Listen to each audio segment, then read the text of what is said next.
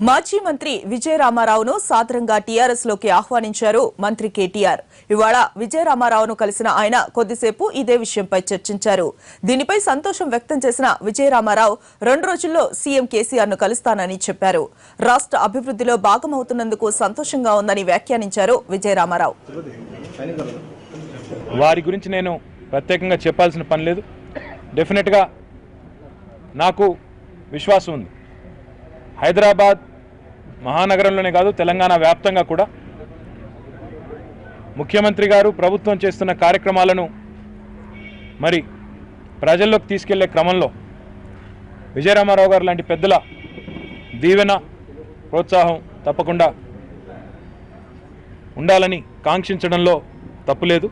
అందుకే వారిని సగౌరవంగా ఆహ్వానించడానికే ఇక్కడికి రావడం జరిగింది. తెలంగాణ రాష్ట్ర సమితి ప్రెసిడెంట్గా వారు ఆ పార్టీలోకి రమ్మని ఇన్విటేషన్ ఇచ్చారు. వారు ఇచ్చిన ఇన్విటేషన్కి నేను కృతజ్ఞుడిని. ఈరోజు తెలంగాణ రాష్ట్రంలో ఎన్నో కార్యక్రమాలు, ప్రజాహితం, అదేవిధంగా అభివృద్ధి కార్యక్రమాలు మరి కేసీఆర్ గారి నాయకత్వంలో ముందుకు వెళ్తున్నాయి.